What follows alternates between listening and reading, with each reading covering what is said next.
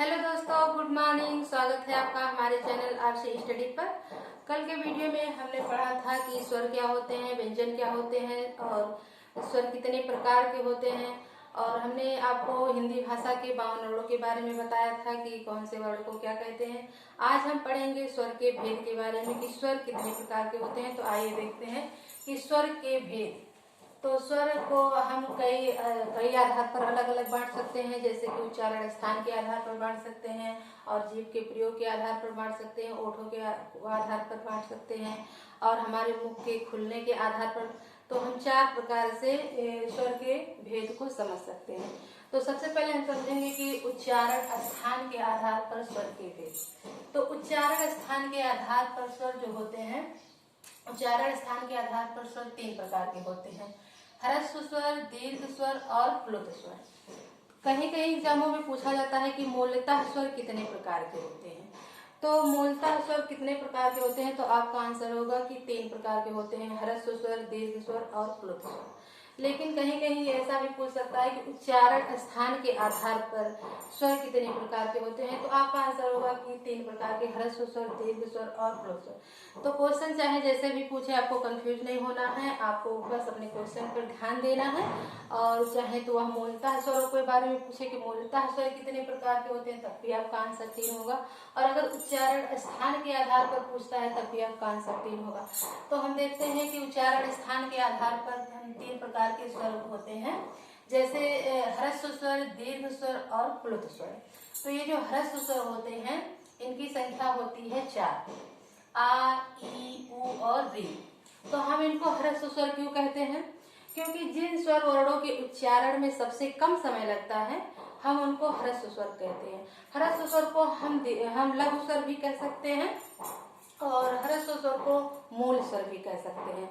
तो इस तरह से अगर क्वेश्चन में ह्रस्व स्वर, लघु स्वर पूछ रहा है तब भी आपका यही आंसर होगा, और अगर मूल स्वर पूछे तब भी आपका यही आंसर होगा।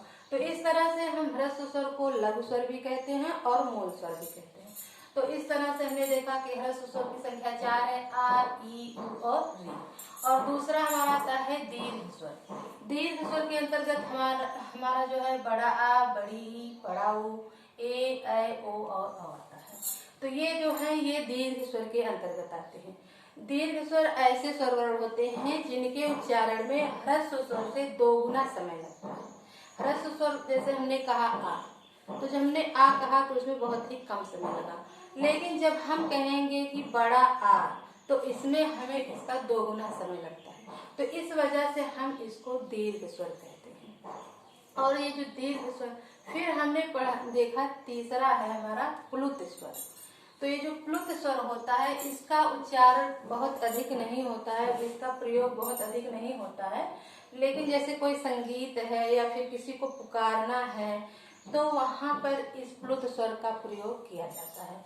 और प्लुत स्वर को हम इस चिन्ह से प्रदर्शित करते हैं, इस तरह से हम इनको चिन्हित करते हैं। जैसे हमें लिखना है ओम, तो देखिए ये चिन्ह कहीं कहीं इस तरह से बना रहता है और कहीं कहीं जैसे 3 लिखा जाता है ना, इस तरह से आपने पढ़ा होगा। तो इस तरह से इसको हम कहते हैं प्लुत स्वर। तो हमने देखा उच्चारण स्थान के आधार पर स्वर 3 प्रकार के होते हैं: ह्रस्व स्वर, दीर्घ स्वर और प्लुत स्वर। उसके बाद हम पढ़ेंगे कि जीभ के प्रयोग के आधार पर स्वर कितने प्रकार के होते हैं। तो जीभ के प्रयोग के आधार पर भी स्वर 3 प्रकार के होते हैं, जैसे कि ये है अग्र स्वर, मध्य स्वर और पश्च स्वर। तो ये अग्र स्वर जो होते हैं, जैसे कि ई, ए और ऐ। तो अग्र स्वर का जब हम उच्चारण करते हैं ई, तो हमारी जो जीभ होती है उसका जो अगला भाग होता है उसका प्रयोग होता है। जैसे हमारी जीभ है तो जो जीभ का अगला भाग होता है, जब हम ई का उच्चारण करते हैं तो हम अपने जीभ के अगले भाग का प्रयोग करते हैं। तो इसी वजह से इसे कहा गया है अग्र स्वर। और फिर हमारा आता है मध्य स्वर। तो मध्य स्वर जो होता है हमारा होता है आ। जब आप उच्चारण करते हैं आ, तो हमारी जीभ का जो मध्य भाग होता है, जीभ का जो हमारे मध्य भाग होता है उसका प्रयोग हम करते हैं आ कहने में। तो इस तरह से हम इसको कहते हैं मध्य स्वर। और जब हम तीसरा हमारा आता है पश्च स्वर। स्पष्ट स्वर में आता है आ, उ, ओ और आ। ये इस तरह के जो आ के ऊपर इस टाइप का चिन्ह होता है, तो इसको हम कहते हैं आगत स्वर। तो ये आगत ध्वनि जो है, इसको भी हम स्पष्ट स्वर के अंतर्गत रखते हैं। तो स्पष्ट स्वर में जो हमारी जीभ होती है, उसका जो पिछला भाग होता है उसका प्रयोग होता है। तो इस तरह जीभ के प्रयोग के आधार पर इसका नाम रखा गया अग्र स्वर, मध्य स्वर और स्पष्ट स्वर। तो देखिए, ये जो दीर्घ स्वर होते हैं, इसमें कहीं कहीं आपने पढ़ा होगा, किसी किसी में दिया है कि ये जो चार वर्ण हैं, ए, ऐ, ओ और, इसको हम संयुक्त स्वर भी कहते हैं। इसको हम संयुक्त स्वर भी कहते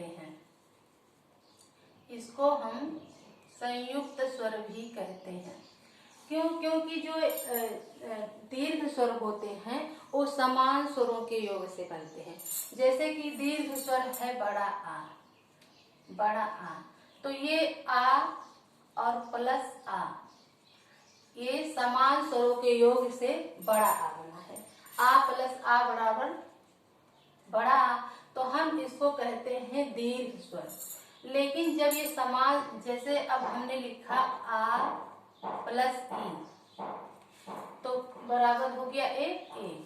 तो जब हमने देखा कि यहाँ दो समान स्वर नहीं है, यहाँ आ है तो प्लस यहाँ ई है, तब जब ये असमान हो गए हैं तो हम इसका एक नया वर्ण बना ए।